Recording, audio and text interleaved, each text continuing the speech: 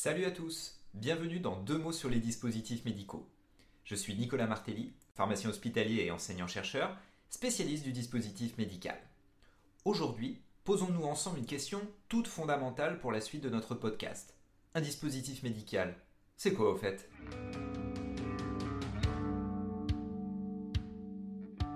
Deux mots sur les dispositifs médicaux, le podcast qui ne vous fait pas le café, mais qui vous en dit plus sur les dispositifs médicaux.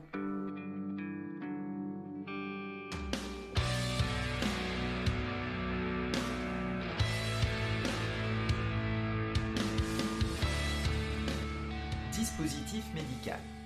C'est vrai que c'est un terme qu'on entend ici ou là, dans les publicités par exemple. Ce dispositif médical est un produit de santé réglementé qui porte au titre de cette réglementation le marquage CE. Seulement, qu'est-ce qui se cache derrière ces OMNI, ces objets médicaux non identifiés ? Les dispositifs médicaux, ou DM pour les intimes, sont partout, mais vous ne vous en rendez pas vraiment compte. Allez, je suis sûr que vous en connaissez, réfléchissez. Allez, un indice, près de 7 Français sur 10 en ont sur le bout du nez. Non, ce ne sont pas des points noirs, mais des lunettes. Et oui, première info, les lunettes sont des dispositifs médicaux. À ce petit jeu, on peut s'amuser à recenser tous les DM qu'on connaît. Ça permet d'égayer les soirées entre amis ou de faire passer le temps quand on attend le métro. Quelques exemples. Des béquilles, une seringue, une bande de contention, un pansement, un pacemaker, une prothèse mammaire, un scanner, un stéthoscope. Bref, Prévert doit se retourner dans sa tombe de bonheur. Au bout du compte, c'est une sacrée grande famille, les DM. Mais quel est le point commun entre un scanner et une seringue ? À première vue, aucun. Mais pourquoi désigner ces objets aussi différents sous un seul et même terme ? Pourquoi l'esprit humain a ce besoin irrépressible de tout catégoriser ? Pour y voir plus clair, sûrement, pour savoir qui doit s'occuper de ces produits, ou encore pour essayer de leur définir des règles communes, pour la sécurité des patients notamment. Mettons-nous un instant dans la peau d'un législateur, quelqu'un qui écrit les lois pour faire plus simple. Son boulot du jour, écrire la définition d'un dispositif médical en ayant en tête tout ce que je viens de vous citer. Pas évident. Prenons le problème autrement. Si je vous dis un produit pour soigner une maladie, la première chose qui vous viendra à l'esprit, ce ne sera pas un dispositif médical, mais plutôt un médicament.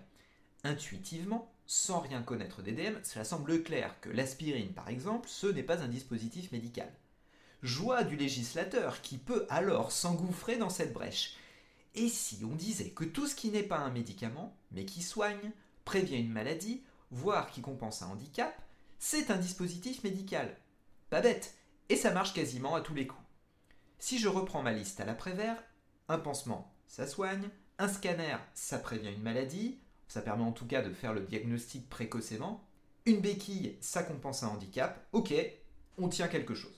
Alors, chers auditeurs, je vous épargne la définition du dispositif médical, qui a le mérite d'être très détaillée, mais hélas longue comme la muraille de Chine et pas très podcastable.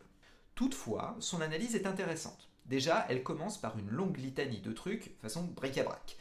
Tout instrument, appareil, équipement, logiciel, implant, réactif, matière ou article, bref, ça peut être à peu près tout. Autre terme intéressant, la mention utilisé chez l'homme. En somme, si c'est utilisé chez le chat, le chien ou le caribou, ce n'est plus un dispositif médical. Après, il est précisé pour des fins médicales. Oui, on n'est pas là pour jouer au foot ou au Monopoly. Un DM a un objectif médical. Notion très importante qui souligne que des produits à visée purement esthétique ou de bien-être ne sont pas des DM. Des lentilles de contact pour vous colorer les yeux en rouge ne sont pas des DM, même si de façon très récente, elles doivent suivre la même réglementation, elles n'ont pas, à proprement parler, le statut de dispositif médical.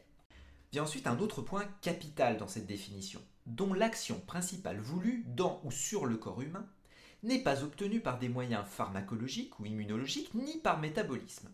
Nous y voilà. On retrouve ici le double maléfique du DM, j'ai nommé le médicament, qui lui, selon sa définition officielle, a bien une action principale voulue obtenue par des moyens pharmacologiques ou immunologiques ou par métabolisme.